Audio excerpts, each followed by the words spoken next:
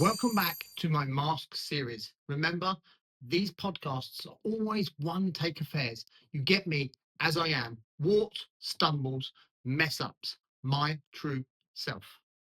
So, this week we have how to stop Monday morning blues bleeding in to your Sunday. We've all felt that Sunday evening glitch where the work week starts downloading into your brain before the weekend has even finished its set. It's a high speed collision between who you are and who you're paid to be. And it's time we stopped the bleeding.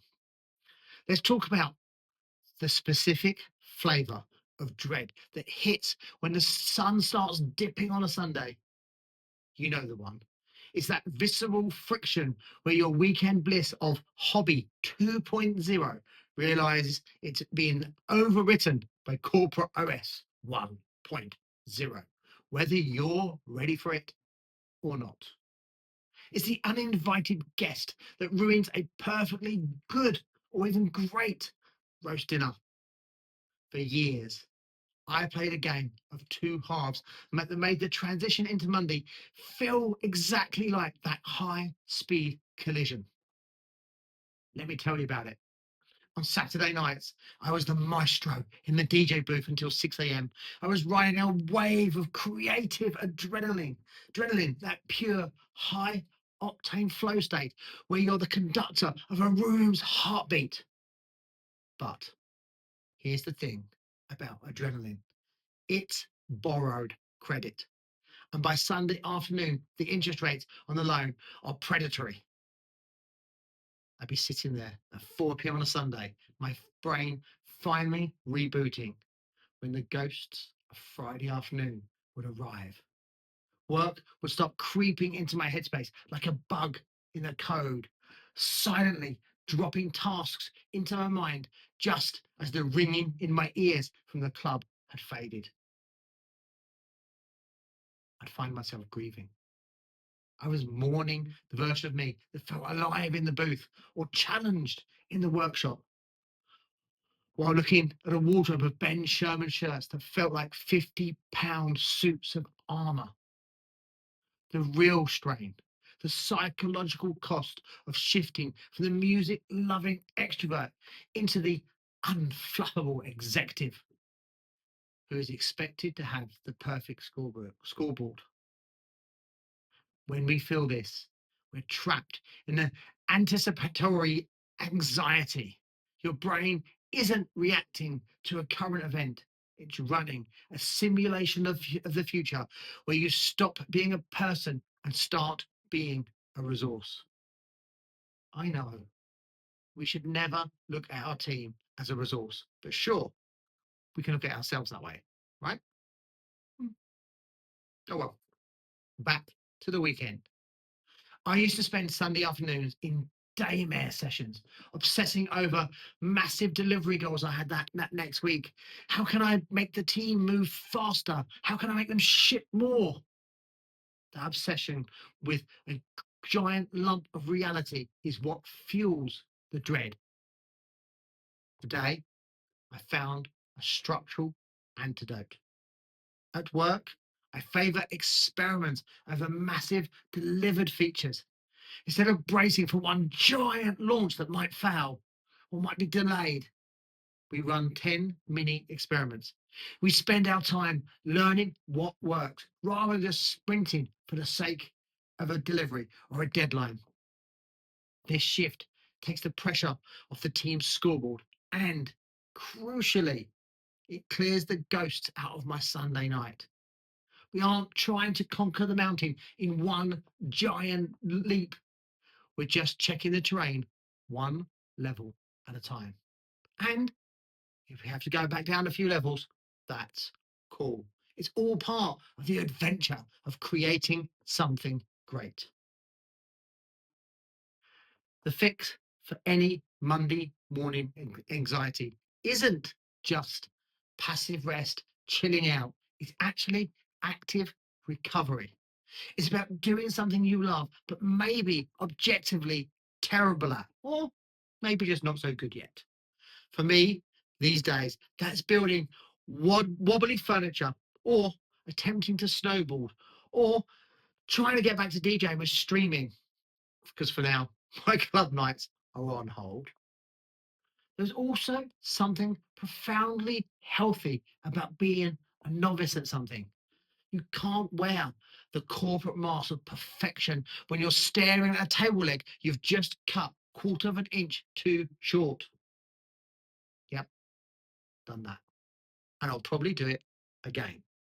Being a beginner in something like woodwork forces me into a beginner's mind, breaking the lie of perfection and grounding myself in a reality where my worth isn't tied to my output. However, I must add, being human at work and showing your weekend self doesn't mean showing every single card in your hand. I have learned there's a healthy percent of me that I keep to myself. Like like this series, for example. In my way, it's my way of getting the challenges off my chest, but it belongs to me. And not many at work know about it. Not because I'm selfish or because I'm shy, but because I save this part of me for me. I've learned I learned this balance as a kid growing up in a busy 7-person house and living in a pub where Sunday afternoons were the championship game for me at my week. They were eating my mum's Sunday roast with the regulars in the pub, being a silly kid, being the performer. But Monday morning school meant hiding that kid. Now I try to bring a large part of that Sunday afternoon Chris into the Monday studio, while still keeping a small part of my world private to safeguard something. I'm, I'm really not sure what I'm safeguarding, but I do it for myself. To protect this balance, I treat my weekend as a sacred territory. I hide artifacts of the machine. The laptop stays in the cupboard. LinkedIn is banned. But the real strategy is what I do on Friday afternoons. I call it setting the deck. I make a point to write down every looming risk and every deadline ghost before I leave the studio. By airing the issues early, I give myself and my team the license to go off duty until the clock starts at 8 a.m. on Monday. I coach my team to stop being so explorers who see asking for help so they can enjoy downtime as a weakness. I tell them, find your wobbly furniture. Find a thing that makes you forget work exists until Monday morning. For me, it's very healthy. And in a selfish manager manner, I actually think I get better from the team from well rested people. Just like this podcast. I wrote this podcast at 7 a.m. on a Monday morning before work had even entered my mind. Years ago, that was a luxury. I don't think I could have even imagined that years ago, because I've allowed myself to be me until I start work at 8 a.m. I can do that because all that I've spoke about today, this podcast and associate writing, is actually a little bit of therapy for me. Have you tried writing? It's actually my safe place. 7 a.m. podcast writing is possible because we've shifted our focus to experiments over massive deadlines. The dread has shrunken from a mountain to a molehill, and one I'm excited to dig into once 8 a.m. comes around. And on that note, I better wrap up and get to work. Please do think about your own Sunday night frequency and how those corporate glitches invade your space. Think about one thing you are bad at, but you love doing, something that could help you switch off the corporate expert brain for this weekend. How about a hobby, a new pursuit, maybe more times with the kids while you try to understand Minecraft with them? Be careful, that thing is addictive.